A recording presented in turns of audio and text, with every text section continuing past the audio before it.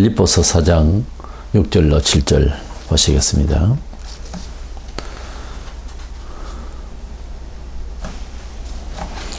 아무것도 염려하지 말고 다만 모든 일에 기도와 간구로 너희 구할 것을 감사함으로 하나님께 아뢰라. 그리하면 모든 지각에 뛰어난 하나님의 평강이 그리스도 예수 안에서 너희 마음과 생각을 지키시리라. 아멘.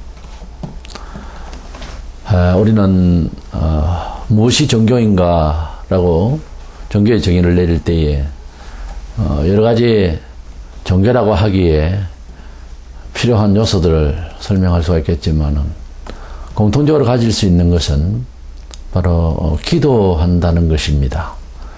기도가 없는 것은 엄격히 말해서 그것은 어떤 도리에 불과하지 종교라고 할 수는 없지요. 그런 뜻에서 유교 그러지만 유학에서는 실질적으로 어떤 대상을 놓고 기도를 하는 것은 없습니다.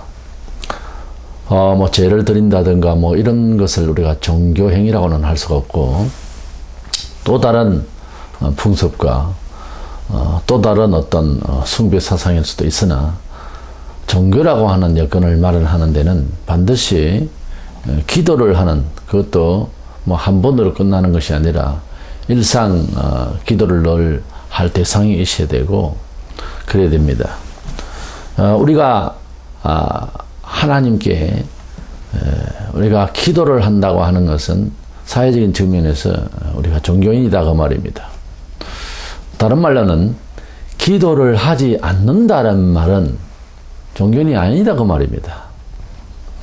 우리 교회나 개인적으로 또는 교회 역사 중에서나 문제점이 있을 때 그 어떤 문제의 근본 이유를 캐내는 데 있어서 여러 가지 사유를 들게 됩니다.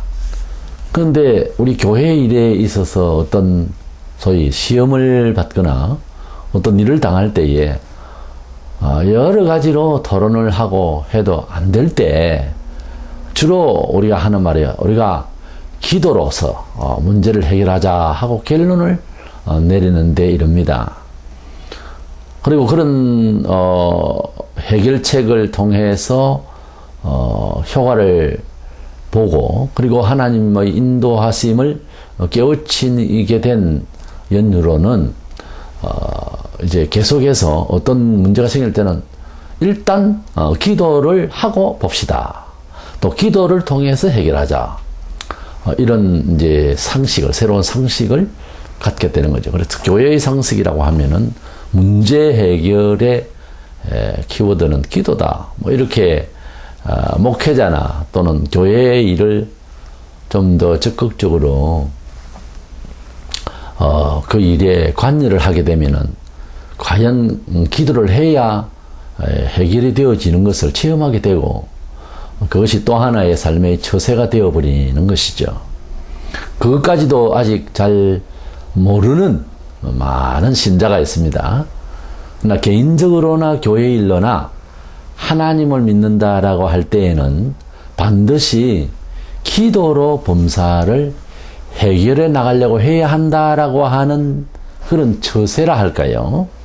새로운 그런 삶의 패턴을 구축을 해놔야 됩니다. 그래서 일상에서 기도를 하지 않으면은 또 않고도 일상의 활동을 할 수도 있습니다만은 항상 안전함의 그 원칙이 기도를 통해서 하나님께서 인도하심의 어떤 은총으로 산다고 하는 이런 입장 정리를 하고 우리가 언제라도 그야말로 기도하는 종교인이 되어야 되는 거죠.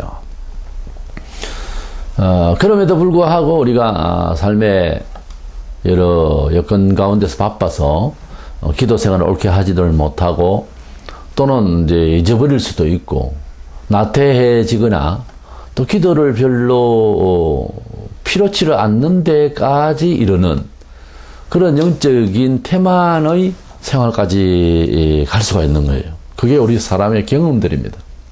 그런데 꼭 고수해야 되고 어느 누구라도 반드시 기도가 생활화되어야 되고 문제의 해결책이 되어야 되는 이 기도의 필요성에 대해서 좀 더 성경적으로 명확하게 그 이유를 알고는 있어야 그래도 우리가 모든 세상 일이 그렇습니다. 어떤 대상이나 사건이나 미래에 대한 어떤 비전이나 모든 일들에 대해서 이유를 알게 되면 그 이유에 적합한 행위를 동반하게 되어 있어요. 그러니까 지각이 없어서 깨우치지를 못해서 오해하거나 아예 모르기 때문에 그 상황에 대한 변화를 추구하지를 않는 거예요. 사람이라고 하는 것은. 그래서 어떤 과학자들이나 시대의 영웅들이나 어떤 특별한 문화를 재창출하거나 하는 사람들의 공통된 사고가 뭔가 하면 그 상황 자체에 대해서 문제를 제기한 거예요. 하다못해 인간이란 무엇인가라고 아주 평범한 듯 하지만 인간에 대해서 좀 더 본질적으로 이해하려고 그러고 여러 측면에서 사람 자신을 나를 비롯해서 인간의 실존에 대해서 공부를 하고자 하는 생각이 우리 흔히 세상적으로는 학문적으로 말을 할 때 철학을 한다 그렇게 말을 할 수 있겠고 우리 인간의 정서상으로 볼 때에는 우리를 돌아보는 어떤 반성의 기회를 가지는 거죠. 그것은 매우 좋은 것이고 또 사람이기에 매우 중요한 부분인 것입니다. 그런 사유를 계속하지 않을 때에는 문제가 아주 심각한 거예요. 다시 말해서 아무 생각이 없는 사람이 된다면 이건 정말 위험천만한 인생을 사는 겁니다. 아무 생각이 없이 산다. 눈에 보이는 대로 그저 주어진 여건에서 그렇게 살면 앞날이 상당히 묘연하고 위험한 일이 당도할 수가 있습니다. 그래서 유비무환이요 또는 백전백승이요 하는 우리 말들 있죠. 우리가 스스로 알고 지키고 미래를 준비하고 하는 이런 모든 생각들 그리고 일들에 대해서 제대로 파악을 할 때에 이겨낼 수 있는 성취해낼 수 있는 지각과 의지와 그러한 힘이 우리 정신적인 이런 파장이 일어나는 겁니다. 근데 아무 생각이 없고 연구가 없고 의문을 제시하지 않기 때문에 우리 사람이 국제사회적으로 문명인들이라든지 또는 문화적으로 뒤떨어진 사람들이 보면 태만해요, 주로. 그런 날씨 기후도 관계가 있는 것 같아요. 따뜻하고 이러니까 풀어질 수도 있고요. 그래서 추운 지방의 사람들이 긴장을 좀 할 수 있으니까 아무래도 또 삶의 의욕도 강하고요. 그런 어떤 지역적인 조건 또는 날씨 구체적으로는 어떤 집안의 어떤 문화적인 환경 이런 모든 것들로 하여금 내가 살아가는 데에 감각을 새롭게 유발시키는 이런 매체들이 되겠죠. 이런 새로운 의문과 존재에 대한 가치에 대한 판단들 이런 많은 평가를 하는 반성을 하는 또는 어떤 때는 뒤집어 놓고 생각해보는 이런 기회들을 가진다고 하는 것은 어떤 면에 있어서 정말 우리가 세상에 태어나서 부모의 도움을 받아서 성장을 해서 인생을 이 사회인으로서 살아갈 때에 어떤 의무이기도 합니다. 생각이 너무 단조롭고 정말 밥 먹고 그냥 살아가는 정도에서 또 상당히 어려운 일이지만 단순히 그걸로서 인생을 다 사는 것 마냥 생각의 문을 여러 문들을 닫아버리고 산다고 하는 것은 이것은 어떤 면에 있어서 하나님으로부터 받은 우리의 인생에 짧게나마 이 7, 80년의 생애를 살아가는 의무감을 상실한 거예요. 내 잘 되고 사회가 잘 되고 하나님 영광 돌리려면은 삶 자체에 대해서 어떤 반성이 그리고 좀 더 깊은 삶에 대한 연구가 필요한 거예요. 어떤 식으로든지. 그래서 우리 삶을 이해하고 우리가 어떻게 하든지 우리 삶을 좀 더 윤택하게 하고 좀 더 보람 있고 그 마지막에 평가받을 때에 너무 아름답게 정말 특이하게 다르게 잘 살아간 분이라고 이렇게 후대가 이해해 줄 수 있는, 기왕이면 그런 삶을 아무리 평민이라도 그렇게 그런 삶을 살아갈 수 있는 인생의 어떤 그 철학적인 사고가 있어야 되는 겁니다. 그런 그 사고를 통해서 우리가 삶을 성공적으로 살기 위해서 우리 기독교인이 가져야 될 가장 기본적이고도 일상에서 중요한 부분이 바로 기도예요. 뭐 기도를 해보니까 뭐가 잘 되더라, 어떤 기복적인 신앙이나 미신적인 거나 기도를 안 하면은 마음이 불편하다 뭐 이런 정도의 정서를 위한 것이 아니라 하나님이 만물을 지으시고 우리 인생이 원죄와 자범죄련에서 이 세상을 살아가는 과정에 예수를 주셨어요. 하나님의 아들 예수 그리스도를 통하여 우리가 속죄를 받고 영생을 얻게 되는 이런 하나님의 은혜의 언약을 이렇게 복음을 통해서 들었는데, 예수를 만나고 난 뒤로부터 인생을 살아가는 것은 목사만이 아니라 모든 성도들, 또는 목사이기 전에 모든 성도들과 함께 한 크리스찬으로서 함께 공유해야 될 부분이 있어요. 그것이 바로 삶을 살아가는데 자고 깨고 활동하고 하는 이런 일들에 대해서 우리의 의지로만, 보통 우리 세인들은 그렇게 살잖아요. 우리의 의지로만 사는 것이 아니라고 하는 새로운 시작이 있어야 돼요. 이런 어떤 가르침들이 성경에 원리가 있습니다. 그것을 살펴보려고 하는데, 기도를 왜 해야 되는가 하는 것은 강요성에 의해서나 신비적인 거나 그야말로 종교적인 냄새를 피우기 위해서가 아니라 그리스도인으로서 축복을 받고 그리스도인으로서 성공적인 삶을 살아가는 데 있어서 너무도 중요하고 기반이 되는 요소이기 때문에 그렇습니다. 첫 번째로 보면은 기독교인이 되었다라고 하는 말은 예수님을 내 생애의 주인으로 모셨다는 말입니다. 그러니까 인생을 살아가는데 문화 속에서 역사의식을 하면서 살아갈 때에 이 모든 것들을 기독교적 삶을 살기 위해서는 기도를 하도록 하셨어요. 기도에 대한 어떤 신비적인 영적인 이런 해석 이전에 예수께서 그렇게 가르쳤었어요. 너희가 나를 믿으려면 너희는 이렇게 기도를 해라 라고 가르치셨어요. 마태복음 7장 7절로 8절에 보면은 구하라 그리하면 너희에게 주실 것이요, 찾으라 그러면 찾을 것이요, 문을 두드려 그러면 너희에게 열릴 것이니, 구하는 이마다 받을 것이요, 찾는 이는 찾아낼 것이요, 두드리는 이에게는 열릴 것이니라, 이렇게 말씀하고 있습니다. 우리가 예수님을 믿는다고 하면 예수님의 그 산상수훈에서 이 기도에 대한 설교를 상당히 길게 하셨어요. 매우 성도의 삶에 중요하니까요. 산상보훈이라고 하면 마태복음 5장, 6장, 7장 제일 처음 제자들을 둘러 앉혀 놓으시고 산 위에서 긴 교훈의 설교를 하셨어요.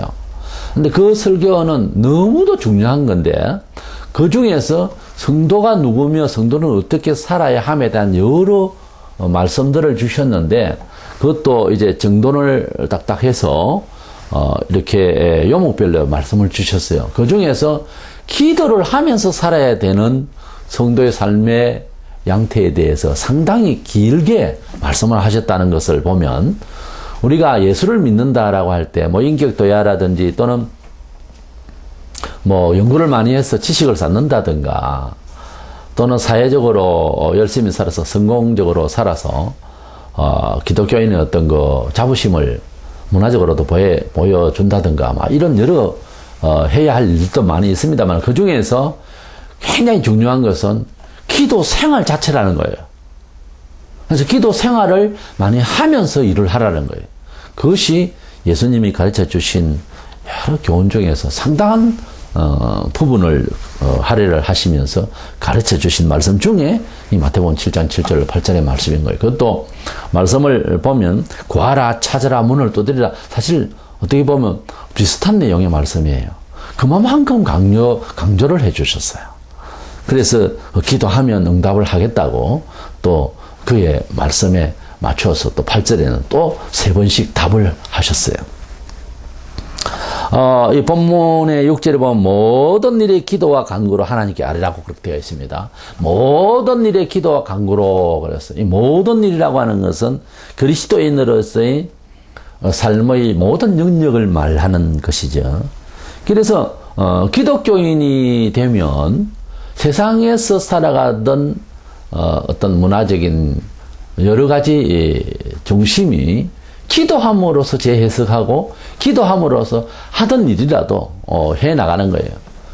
그러면 우리가 세상을 살아가는데 지식을 갖추고 무슨 자격증을 갖추고 그래서 어떤 여러 가지의 자기의 삶의 주변을 준비해서 회사를 다니든지 또는 또 직접 경영을 하든지 자가사업을 하든지 어떻게 이렇게 생활을 하게 되는데, 이런 모든 생활이 예수 믿기 때문에 단절이 다 되느냐? 그런 거는 아니죠.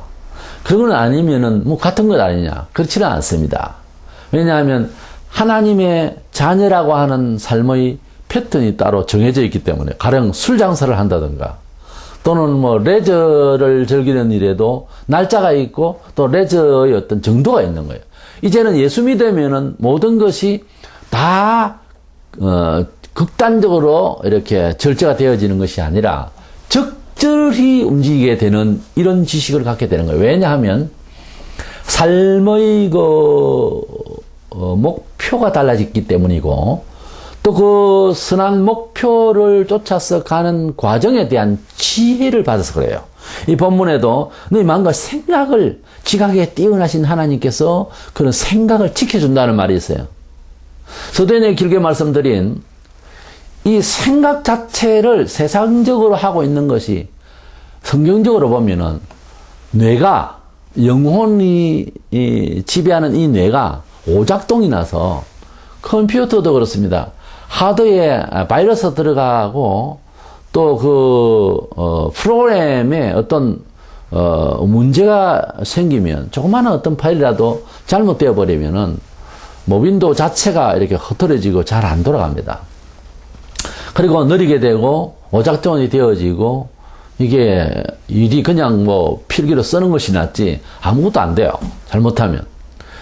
우리 사람이 성경적으로 볼 때 원죄로 인해서 이 세상을 살아가는 법칙에 대해서, 같은 지구라고 하는 이 우주 속에 같은 무대를 살아가고 있지만은 기독교 2000년 역사에 이래 보면은 하나님께서 주신 것이라고 하는 사실상 우리 가시적으로 보면 달랑 성경이라는 것 한 권밖에 없어요. 사실은 뭐 하나님께서 뭐 재산을 물려주시고 예수님께서 어떻게 뭐 이렇게 해가지고 제자들이 남기고 이렇게 교회가 진행된 건 아니고요. 하나님께서 주셨다 해봐야 달랑 성경 한 권 주셨어요. 근데 그 성경을 통해서 사람들이 마음이 바뀌고 성경대로 살아가려고 하는 운동이 기독교 2000년 역사 동안 문화를, 즉 사회 역사를, 세속 역사를 어떻게 변화, 개량, 발전을 시켰나 하면은 엄청난 정치, 경제, 사회, 문화 모든 면에 있어서 문화적으로 엄청나게 월등하게 변화를 시켰다는 것 아니겠어요? 우리나라 같은 경우에도 수천 년의 이 반만년 역사에 오면서 어떤 큰 트렌드 없이 이렇게 살아온 이런 삶의 구조가 예수교라고 하는, 성경이라고 하는 것이 100여 년 전에 들어왔을 때에 온 전국이 영적인 파동이 일어난 거죠. 큰 변화가 일어난 거예요.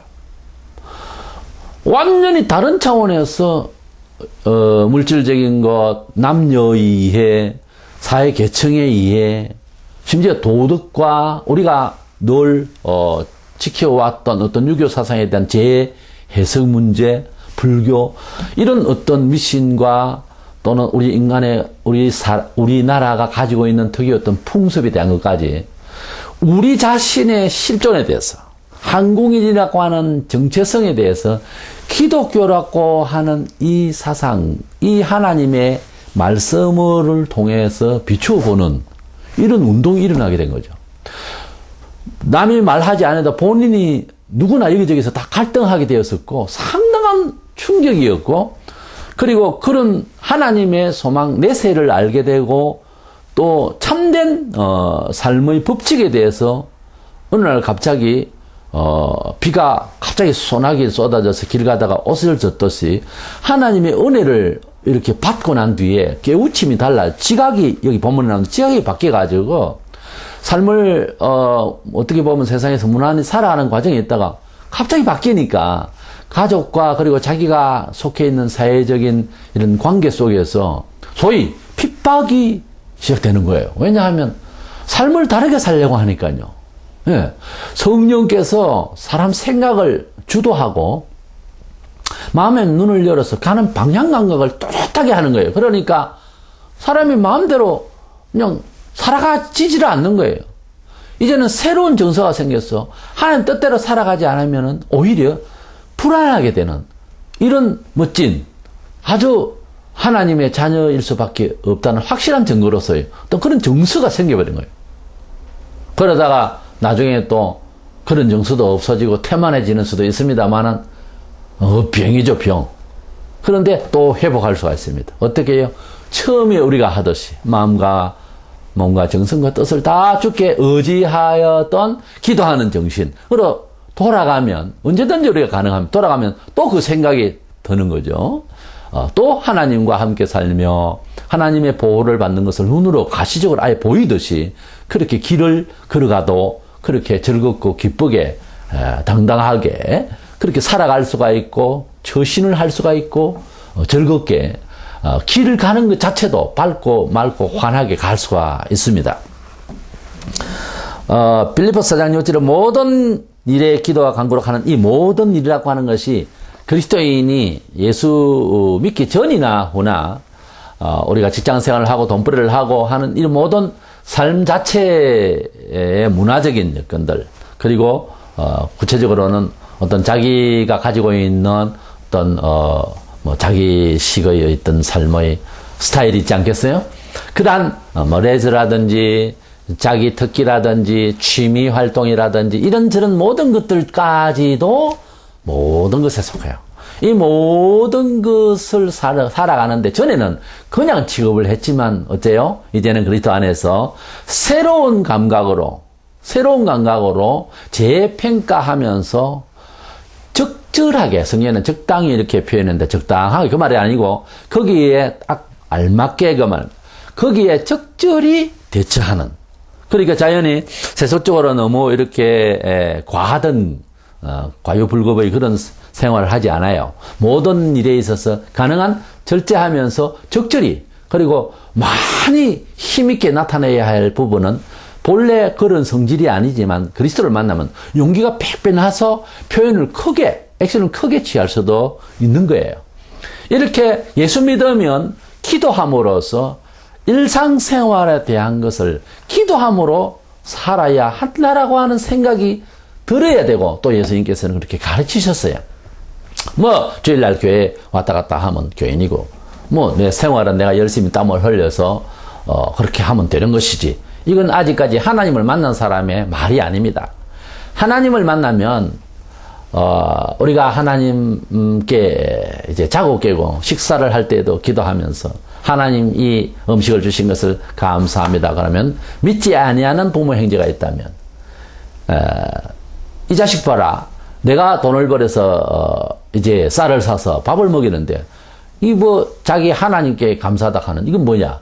이렇게 될 수가 있죠. 그러나 그럼에도 불구하고 기도하는 사람은 모든 물질의 근원과 만물의 모든 생성의 어떤 섭리들이 하나님의 참 말씀으로 손끝으로 왔고 하나님께서 모든 것을 관리하신다. 이런 역사의식 또는 이 문화의식, 자연에 대한, 소위 우리가 말하는 이 자연에 대한 것은 그냥 저절로 생겼다는 자연의 뜻에서 자연이 아니고 그리스도인으로서 생각할 때 이게 사실 창조물인데 이 자연의 모든 섭리도 하나님이 다 손끝으로 다 지금 활동을 하시기 때문에 움직이고 있다는 이런 차원에서 우주의식이, 문화의식이, 역사의식을 하게 되는 거예요.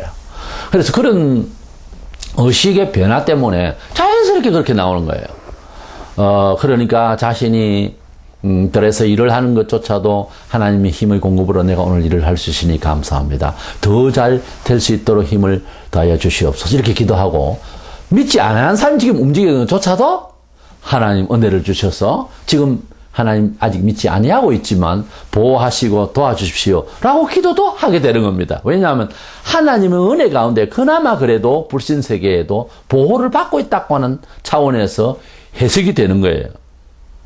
개인적인 해석이 아니고 하나님께서 악인에게도 햇빛과 비를 주신다 그랬거든요. 들풀이 그리스도인의 자기 밭에만 들풀이 아니잖아요. 모든 천지 만물, 저 공중에 나는 새가 주인이 어디 있어요? 하나님께서 먹이시고 입히신다 할 때는 불신자들도 지금 현재 혜택을 받고 있기 때문에, 그래서 주실 바에야 좀 더 도와주세요 라고 기도할 수가 있는 거거든요. 다시 말해서 하나님을 만난 사람은 모든 문화적 여건에 대한 우리의 삶의 요소에 대해서 우리가 그냥 취급하던 것, 그냥 길을 가던 것, 그냥 판단해버리고 취급하던 것, 그냥 내 레저를 즐기고 그냥 내 있는 것으로 내 마음대로 하던 것을 기도를 하면서 여기에 말씀한 대로 지각을 받아가지고 그게 적절하게 가장 모범적이고 그리고 티나게 사는 것이 아니라 모든 사람에게 흠이 되지 않고 표준이 되는 그러한 삶을 추구하는 활동의 모습을 위해서 기도를 하는 거예요, 사실은. 그러니까 이 문화적인 삶의 어떤 새로운 패턴을 위해서 반드시 기도를 해야 돼요. 근데 사람은 그래요. 이게 원죄와 또 일상의 자범죄로 인해서 사람이 가지고 있는 내심, 인간의 의지라고 하는 것이 무의식 속에까지 잠재해가 있는 것이 기질이 그런 게 있어요. 잘 잊어버리고, 변심을 하고, 배신을 하고, 실컷 가르쳐도 잘 안 되고, 깜빡깜빡하고, 그리고 나이가 들면, 또 치매까지도 오고, 이 유한되고, 고장나 있고, 근본적으로 형편없는 것이 인간의, 정말, 문제점이에요. 컴퓨터에도 제가 또 두 번이나 이렇게 예를 드는 것은 사실 이 컴퓨터가 없이는 이 생활이 안 되는 세상이기 때문에요. 그래서 이 컴퓨터의 하드에 아주 이상이 생기면은 움직이는데 항상 불안한 그런 하드는 한번 싹 밀어버리고 다시 이제 재편집을 하든지 이렇게 해야지 문제가 생기거든요. 우리 사람이 어느 가정에서 어떤 식으로 살았기 때문에 저 사람은 안전되고 믿을 만하다. 천만에요. 믿을 수가 없어요, 사람이. 근본적으로 원죄인으로서 아담 후에는 다 문제를 야기할 수 있는 거리를 가지고 나오는 거예요. 사람이 태어났을 때부터 가지고 나온 이 원죄성, 독성은 누구나 갖고 있어요. 그것이 감추어지고 그것이 어떤 학문과 교육을 통해서 조금 눌러진 상태지 그것이 언제든지 튀어나올 상황이기 때문에 우리가 참 믿을 수 있는 사이지만은 좀은 큰 돈을 거래할 할 때는 영수증을 쓰잖아요. 왜냐하면 그 사람을 못 믿어서가 아닙니다. 인간 자신의 변화무쌍한 것을 우리가 이해를 서로 할 수 있기 때문에 기분 나쁘게 생각하지 않고 혈육이라도 꼭 써야 될 부분에 영수증을 쓰는 것이 맞습니다.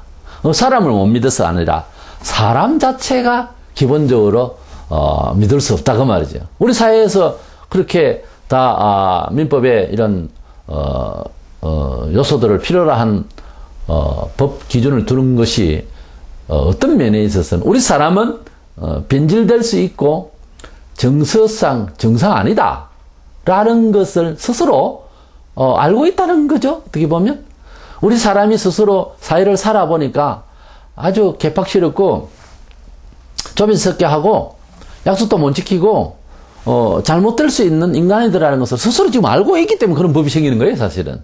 그렇잖아요.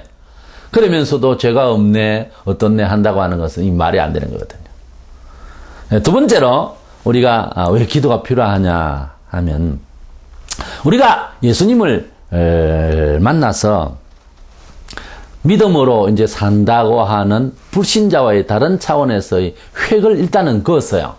그 표징적인 것이 주일날마다 교회를 나가고 또 우리가 생활하는 데 대해서 돈벌이에서 11조를 하나님께 바치는 일이라든가 또는 범사에 어떤 좋은 일이 있으면은 직접적으로 내게 도움을 준 사람을 만나기 전에 먼저 하나님께 감사를 할 표를 먼저 뭐 물질이라든지 무엇을 준비를 하고 뭐 땅을 또 드려야 될 땅을 준비를 하고 그 다음 사람을 찾거든요.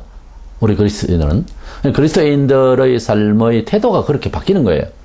그런 이제 일단 변화를 가시적으로 이렇게 세상 사람들이 볼 때에도 저 사람은 기독교인이 됐다라고 하는 입장에서 뭐 또 세례를 받고 다 했다고 하는 상황에서 완벽하지 못하기 때문에 불신자들은 이것을 잘 알지를 못하지만 우리 성경에 다 있는 이야기입니다. 예수를 믿게 되면은 마귀가 유독 시험을 많이 하게 돼 있어요. 불신자들은 아예 뭐 지배를 당하고 공중권세자인 마귀에게 에베소 2장 1절 2절에 보면 공중권세 잡은 자가 이 세상 불순종하는 즉 하나님을 믿지 않는 사람들을 지배하는 것으로 되어 있어요. 예수님께서는 마귀를 이 세상 임금이라고도 표현해 주셨어요. 계시록에는 마지막 때에 이 세상을 어떤 사람에게 그 마귀가 들어가서 세계를 지배하는 대통령으로 화신할 건데 그 속에 들어가 있는 사탄은 실질적으로는 하나님께서 지으셨던 천사대장 중에서 한 천사장이었어요. 그러니까 영 보이지 않는 것이 아니고 하나님은 안 보이고 다 보여요. 천사도 보입니다. 천사가 타락한 영인데 그것을 일명 용으로 설명하고 있어요. 또는 짐승이라 그렇게 표현해요. 그렇게 용인, 이 짐승인, 즉 그리스도 속에서 마지막 때에 역사하다가 지옥을 떨어지게 되는데 이 용, 마귀, 옛뱀 속에서 역사했던 성경의 표현입니다. 계시록 20장 2절에 옛뱀인 그 마귀가 이 세상을 지배하고 있는데 우리는 몰랐죠. 예수 믿기 전에는. 근데 예수를 믿고 나면 적극적으로 마귀 밑에 있는 졸개 중에 천사들을 붙여서 주변에서 활동하게 합니다. 그래서 예수 믿는 사람을 적극적으로 공격할 수 있도록 미혹할 수 있도록 그렇게 작전을 짜요. 그러니까 예수를 믿게 되면 믿기 전에는 그런 영적인 세계에 대한 것을 생각을 하지 않아요.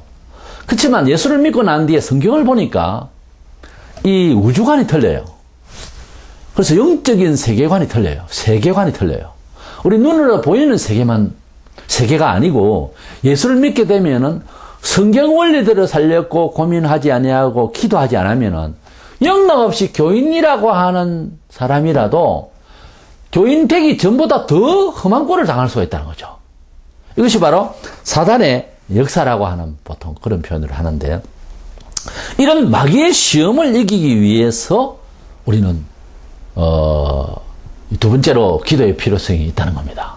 그래서 우리가 예수를 믿는 믿음으로서 그리스도 안에서 기쁜 마음으로 행복한 마음으로 뭐 절제를 억지로 하는 것이 아니라 절제되어진 욕심이 더 물러나가고 하나님을 만난 그 자체로서 기쁜 이 편안한 마음을 유지를 하는 데 있어서 유지하고 조금 발전하는 이런 자기의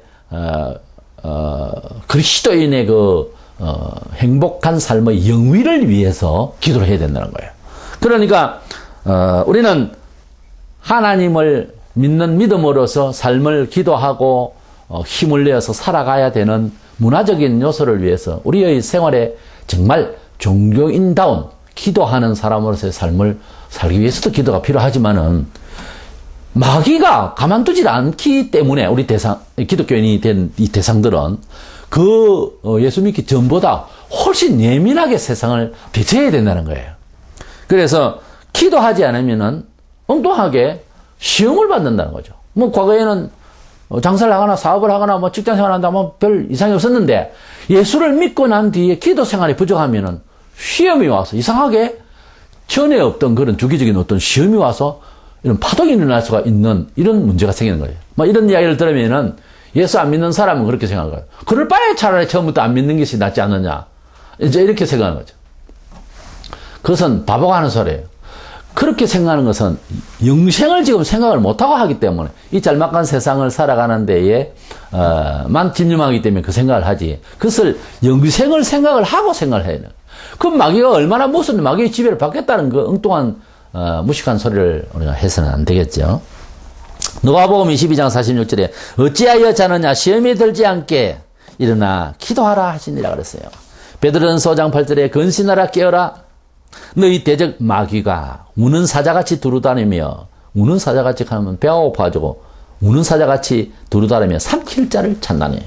자, 우리가 예수 믿기 전에는 뭐 그런 영적인 세계에서 우리를 시험하거나 위험하게 뭐 설치는 일이 없다 이렇게 생각하고 살지만 예수 믿고 난 뒤에 우리는 그것을 뭐 개인적으로나 누구라도 뭐 확연하게 그것을 밝히기 전에 성경에서 이렇게 이런 구조학적으로 이런 대칭이 되어 있다는 실존적인 상황을 성경에 설명을 하고 있는 거예요. 그게 눈에 안 보이고 우리가 의식이 안 되더라도 그걸 알고는 있어야 돼요.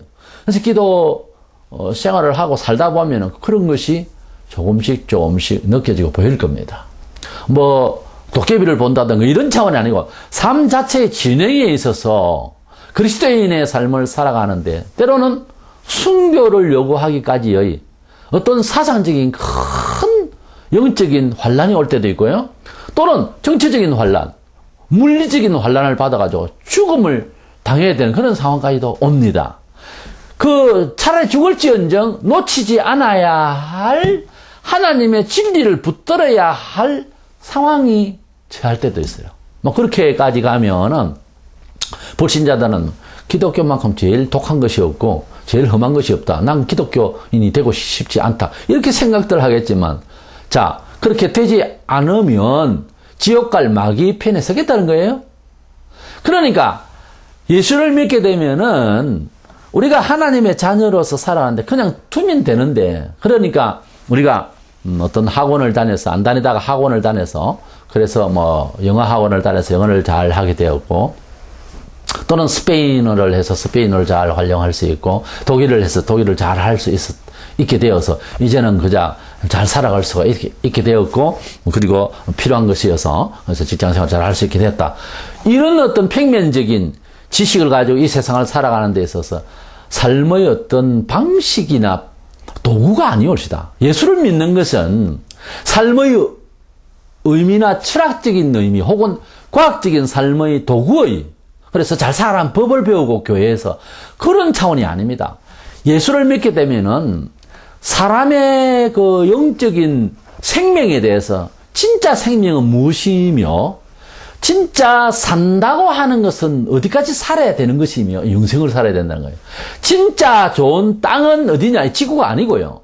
진짜 좋은 집은 대형 아파트냐? 그게 아니고요. 삶의 모든 진짜를 찾은 거예요. 그러니까 정말 산다고 하는 것을 알아버리니까 이 세상에서 우리가 덧입고 있는 모든 삶의 요소들에 대해서는 대단히 그 별 것이 아닌 그런 배설물로 여기는 생각으로 이제 우리 가치 판단이 대단히 이 세상 것들에 대해서 비하하는 그래서 필요치를 않고 이게 무슨 뭐 죄악시되고 그런 뜻이 아니라 여기에 목숨을 걸 입장은 아니라는 거죠. 마치 우리 목숨 자체도 지금 내가 숨쉬고 있는 이 목숨도 깊이 생각하고 반성에 들어가면은 별로 그렇게 큰 가치를 지닌 목숨이 아닌 것까지를 알게 되는 거죠. 너무 어렵지요? 영원한 영생의 생명을 눈으로 보고 익히게 돼버리면은 이 목숨의 가치에 대해서 살기 위해서 얼마나 많은 사람이 투쟁을 하고 살인을 하고 난리를 치는데 이것조차도 조금 더 기도해보면 별로 그렇게 대단히 중요한 목숨이 아닌 거예요. 사실은 이런 차원으로 들어가면은 큰 문제가 생기는데 이 목숨을 이 문화적 의식을 유혹해서 하나님이 주신 새로운 지각, 이해력 이것을 빼앗으려고 그러고 사람을 배신을 시키려고 하는 작동이 마귀가 하는 거예요. 예수 믿게 되면은 귀신들이 더 들어붙어요. 더 시험을 해서 전에 없던 뭐 친구가 갑자기 예수 믿지 못하게 미혹을 한다든가 어떤 사업이 괜히 잘 하다가 그냥 뭐 깨어지고 사고가 난다든가 갑자기 있잖아요. 안전제의를 뭐 해서 뭐 건축을 하는데도 무너진다. 이상한 일들이 벌어지게 돼 있어요. 이것은 내 말이 아니고 성경에 그렇게 쭉 나와요. 그런 일들이. 그럴 때에 하나님께서 어떤 시험을 하시나 하면은 너가 지금 그런 건물, 그런 영화로운 자리, 그런 여건, 너의 육체를 얼마나 네가 더 좋아서 안주하고 있고 바라보고 있었느냐는 것을 시험을 해요. 그때에 우리 성경에 있는 구약의 욥이라는 사람이 부자였어요. 근데 집안이 갑자기 여러 형태로 그리고 자식까지 죽는 엉망진창인 일은 불이 내려서 막 불이 타지고 엉망이 되는 상황에서 하나님이 욥을 본 거예요. 그때 욥이 무서우리만큼 인격의 발휘가 나오는데 물질을 그렇게 많이 가지고 자식들이 잘 돼 있고 동방이 최고 부자라고 했는데 그 부자인 사람이 속이 그런 부자를 가지고 있는 그런 허망한 그러한 그 욕심에 자기가 빠뜨려져 있는 그런 사람이 아니었다는 거예요. 가지고 있음에도 불구하고 그것을 자기 소유욕으로 가득 채운 자기 영광 중심으로 살지를 않았던지 물질이 없어지고 자식이 죽어도 하는 말이 주신 자도 여호와시요 취하실 자도 여호와시니 다만 여호와 이름을 찬양한다고 그랬거든요. 우리 보통 사람은 그렇게 안 되잖아요. 무엇을 가지거나 특별히 자수성가하거나 또는 자기가 노력해서 결실을 가진 사람은 더 해요. 내놓지를 못해요. 이건 내 거다 이거지. 피땀을 흘렸어. 내 자식을 이렇게 키웠다 이거지. 근데 내 자식을 왜 희생에 대가를 치러야 되는 이유가 없다는 거지 이게. 그러니까 신학교 못 보낸다는 거지요. 그러니까 선교사를 못 보낸다는 거지. 예. 내가 어떻게 살아왔는데 내가 뭐 때문에 저런 시시하고 그것도 인격이라 대모면 좋겠는데 그렇지도 않는 사람에게 내가 당해야 되고 내가 오히려 잘못이 없는데 잘못했다고 해야 되냐 이거지. 그렇게 되는 거예요 사람이. 그런데 마귀가 그런 일들을 한 번씩 두 번씩 이렇게 어떤 때는 갑자기 들이닥칠 때가 있어요. 근데 하나님을 원망하고 마귀가 다 시키는데 자기도 알지 못하게 막 하나님 원망하고 인생을 뭐 그냥 후회하고 뭐 가까이 있는 사람으로부터 원망하고 막 입을 함부로 벌려서 사악한 말을 하고 난리를 쳐요. 근데 그게 지금 정상적으로 성도가 할 말이 아니에요. 왜 비정상이 됐느냐? 기도가 부족해서 그래요. 기도를 하고 있으면은 이 마귀의 시험을 때로는 하나님께서 마귀를 시켜서 마귀는 사망과 파괴거든요. 마귀를 시켜서 성도지만은 괜히 흠집을 낼 때가 있어요. 사건을 적당하게 아주 합리적으로 합니다. 상식적으로. 그런 가운데서 딱하니 실수케 한다든가 문제를 야기해요. 그럴 때에 대처하는 방법을 하나님 앞에 기도하면 하나님께서는 뭐라고 하시느냐 하면 우리 사회적으로 이제 우리가 쓰는 말로 참 내 자식이다. 과연 내 자식이다. 이렇게 기뻐하실 거예요. 그런데 그 시험을 못 이겨서 이상한 말을 해버리고 함부로 말을 하고 옆에 사람 뭐 다치게 하고 어떤 때는 모함까지 하면서 난리를 치고 이렇게 해버리면 하나님께서는 다음에는 또 방법을 바꿔주세요. 뭐 키우려고 훈련하는 과정이었는데 하나님은 얼마나 안 됐단 말이에요. 애정은 버리질 않죠. 이놈이 감당을 못하구나 하고 아쉬워하는 거예요. 더 키우려고 했는데 뭐 그런 차원에서 우리 하나님은 우리를 선한 시험을 하신다 생각을 하고 살아야 되는데 그 이겨내는 방법이 뭔가 하면 기도를 하는 거죠. 우리가 사복음서를 읽어보면은 12제자 그리고 많은 제자들이 또 나오는데 그 제자들이 예수님이 옆에만 없으면 이게 일이 안 되는 거예요. 항상. 그리고 예수님께서 늘 항상 기도하라 하셨는데도 기도를 안 합니다. 그런데 사도행전에 들어가면은 맨 그 제자들인데 그 제자들이 대단한 열정으로서 목숨을 내놓고 순교하면서 그렇게 복음을 전파하는 사도의 직무를 확실하게 해요. 원인이 뭘까 제가 보았는데 사복음서 시절 예수님께서 지상에 계실 때와 성천하시고 난 뒤에 사도행전에서 제자들과 남아서 하는 일의 차이는 기도였어요. 기도를 예수님이 성천하시고 난데 기도를 얼마나 열심히 했더니 열흘 동안 아무 일도 안 하고 기도만 하고 난 뒤에 성령의 충만함을 받고 그걸 끝내는 것이 아니고 계속해서 선교 활동을 하면서 계속 정해놓고 시간을 정해놓고 기도를 하고 있다는 것이 특이한 일이에요. 우리가 교회에서 은혜를 받았다든지 체험에 대한 간증을 듣는 거나 또는 성도들 가운데서 왠지 가깝게 하고 싶고 얼굴만 봐도 보기가 좋고 은혜가 되는 사람은 차이가 뭘까? 그분을 돌아보면 자세히 살펴보면 좋은 집안에 태어나서 교양서적을 많이 읽어서가 아니라 그것도 중요하지만 기도를 많이 하고 있다는 거 아시기 바랍니다. 아무리 좋은 사람 같아도 기도가 빠지면 위험해요. 못 믿습니다. 그래서 기도 생활을 많이 하는 사람, 하나님의 말씀을 두려워하는 사람, 그러므로 또 기도의 요소가 그렇습니다. 하나님의 말씀대로 살기를 앙망하죠. 결국은 말씀과 기도가 같이 가는데 기도를 많이 하는 사람이 역시 지각이 뛰어나서 옆 형제에게도 지도해 줄 수가 있어요. 교회의 상식대로 살아가는 것이 최고의 처세인데 이 처세는 내가 잘 안 되면 기도하는 사람을 찾아가야 됩니다. 누굽니까? 먼저는 목사이지 않겠어요? 그래서 목사는 당연히 기도 생활이 많아야 되는 거예요, 사실은. 그리고 기도를 직분자 장로나 권사가 많이 하는 것 같지만 사실 그렇지 않을 수도 있어요.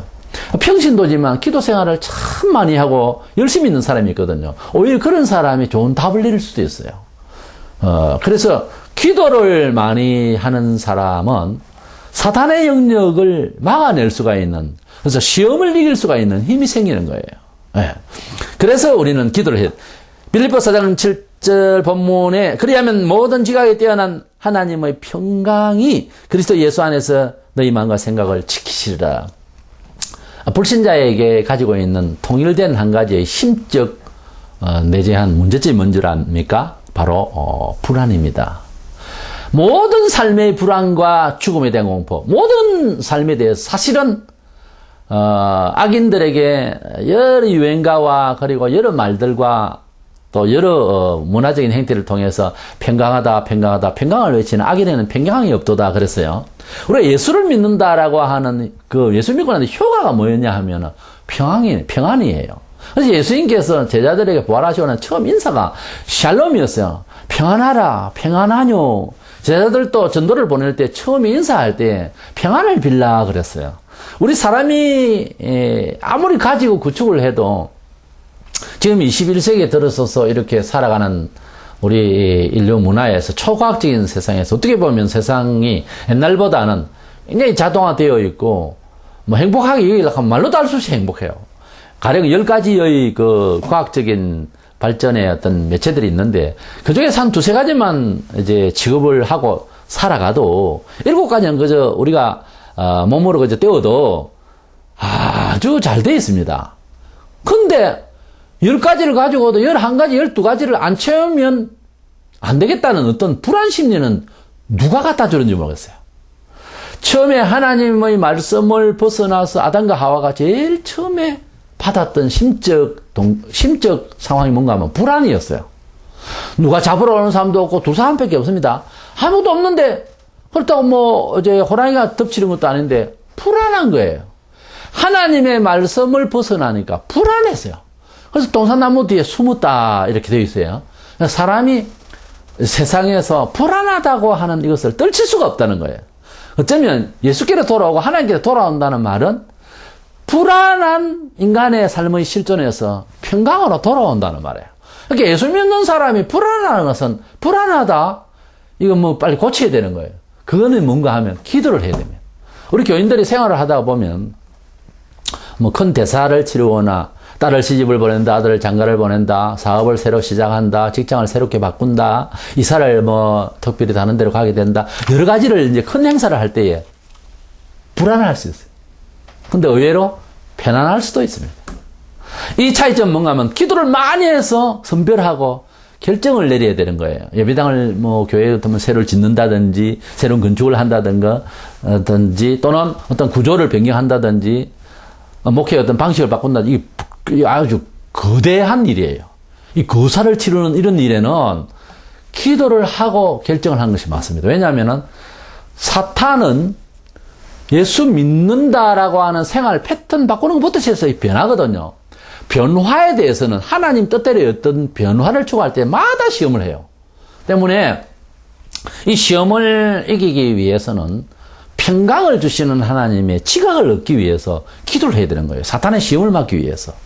이래서 우리가 사탄의 시험을 잘 믿고 있고 이미 하나님 자녀로 선택받은 사람이지만 절로 굴러가지는 않는다는 거예요. 그리고 우리가 기도를 하면서 잘 살라고 했기는 했지만 사탄이 또 시험을 하니까 외부로부터 하니까 그것을 방지하기 위해서도 성경에 보면은 시험이 들지 않도록 기도하라 그랬어요. 무엇을 구하라 주실 것이요 이런 차원이 아니고 시험이 있다는 거예요. 이 말은 불신자는 못 알아들어요.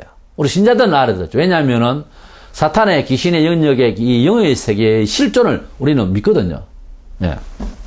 세 번째로 기도를 하라 하는 꼭 기도를 해야 되는 이유를 예수님께서 말씀을 하시고 성천을 하셨는데 사실은 권능을 받아서 내가 만난 예수와 믿어보니까 하나님이 우리와 함께 하시면 이렇게 축복하시고 또 내세가 있어서 심판주가 되시는 분이시다. 구름 타고 내려오실 것이다. 이런 예언의 말씀과 사실의 말씀을 증언하는, 전도하는, 증명하는 사람으로서 나설라 하면 믿는 것과 아는 것 자체는 안 되는 거예요. 여기에는 최소한도 용기가 있어야 되잖아요. 용기. 네. 아는 사실을 증명하려면 하다못해 보았고 잡았고 내가 흔적이 있고 하는 모든 정황이 물증이 있어서 민법에 증인으로 두 사람이 나왔어서 증명만 해주면 됩니다. 살해는 하겠습니다. 이 억울한 일을 해결하기 위해서 바르게 판단하기 위해서 좀 도와주세요 하면 그렇게 하겠노라고 법정에 섰잖아요, 가령. 저는 뭐 경험은 없습니다만은. 그래도 어떻겠습니까? 좀은 떨릴 수가 있겠죠. 사실이고, 진실한 일이고, 매악한 일이고, 내 가슴을 울린 일이고, 뼈를 녹인 일인데도 이것을 증명을 하는 일에는 또 다른 영적인 세계거든요. 이 사실을 증명한다고 하는 것은 대단히 경건하고, 정숙하고, 좀 더 어떤 그 정서상 안정된 마음으로 그리고 용기를 다해서 그 사실 자체를 그대로 가부간에 하나도 가감하지 말고 그대로 증명을 해야 됩니다. 이것이 증인이란 말이고 그래서 증거한다고 하는 말투리아라는 증거한다는 헬라어는요 순교한다는 말이에요. 단어가 똑같이 써요. 그러니까 죽었으면 죽었지 이것은 사실입니다. 이 말이에요. 그런데 그 내용을 그대로 실천하는 게 제일 처음 목사가 설교하는 시간이에요. 사실 자체를 그대로 내놓겠다는 거예요. 그리고 그것은 축복이 된다는 이 상황을 사실 자체를 그대로 설명을 해야 오는데 그렇게 말하면은 듣기 싫은 사람이 있으니까 다르게 말을 하려고 하면 이것은 위증죄가 됩니다. 엄격히 말하면. 그런데 의외로 예를 들어서 이단은 사기꾼이 되는 거죠. 이제 예를 들면은 하나님을 파는 거예요. 그리고 멀쩡한 이런 개신교에 오늘 또 많은 사람들이 증명을 한답시고 하겠는데 자꾸 그 듣는 사람에게 귀에 맞게 편하게 한답시고 하나님께서는 내놓으라 그랬는데 내놓든지 하라신다 이렇게 말을 해버리면은 말은 행거 그럼 내가 언제 안 내놔라고 했느냐 이렇게 변명을 할 수 있어요. 그 말이라는 게 아다라고 어달라요. 근데 첫째 아담도 마귀에게 시험을 받을 때에 하나님께서 창세기 2장 17절 동산 중앙에 있는 실과를 먹으면 죽는다 그랬거든요. 그 단어 자체가 문장 자체 근데 죽을까 하느라 이렇게 돼 있거든요. 죽을까 그럼 안 죽을까도 내가 언제 안 죽을까 했다느냐 이렇게 변명할 수 있지만 말 자체가 다르다는 거죠. 우리가 그렇게 하렴 그렇게 하라 렴 하고 라 하고 글자 하나 바꿔도 명령어가 되느냐 이것은 권유냐 다르거든요. 우리가 하나님 앞에서 말을 하나님의 이 사실적인 상황을 증명하기 위해서는 용기와 힘이 있어야 되는 거거든요.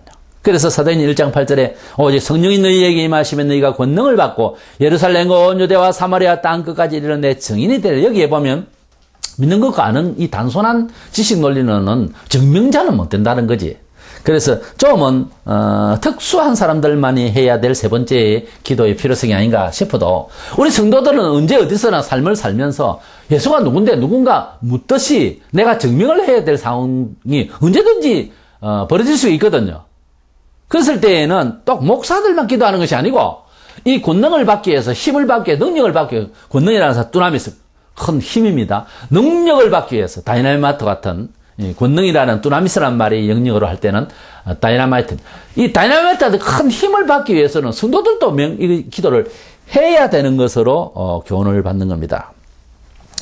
우리가 이 말세에 왜 이렇게 시험을 받고 못 이겨내고 이렇게 폐잔병처럼 이렇게 교회가 문제가 많으냐. 히브리 10장 25절에 모이기를 피하는 어떤 사람들의 습관과 같이 하지 말고 오직 고난이 그날이 가까울수록 볼수록 더욱 그리하자. 말세가 되면은 모임이 없어지고 기도가 없어지고 우리가 성도들이 모여서 해야 할 일은 뭐 잘 먹고 놀고 하는 것이 아니라 기도가 같이 있어야 되는 거예요. 모이면 기도하고 헤어지면 전도한다고. 이제 이 마지막 때가 되어서 교회적으로 문제가 상당히 많이 일어나는데 이것은 뭐 우리가 정치적으로 어떤 뭐 파벌이나 행성해가지고 목사와 뭐 어떤 뭐 교단과 싸우고 이럴 지금 문제가 아니고 기도함으로써 이 문제를 해결을 해야 되는 거예요. 그런 말이 있습니다. 목사와 장로가 싸우면 누가 이기냐? 목사가 이길 것이다. 아니다. 장로가 이길 것이다. 그렇지 않습니다. 마귀가 이깁니다. 우리 성도는 고린도서 6장에 의한 대로 어떤 일이 생기더라도 법에 고소하는 게 아니에요.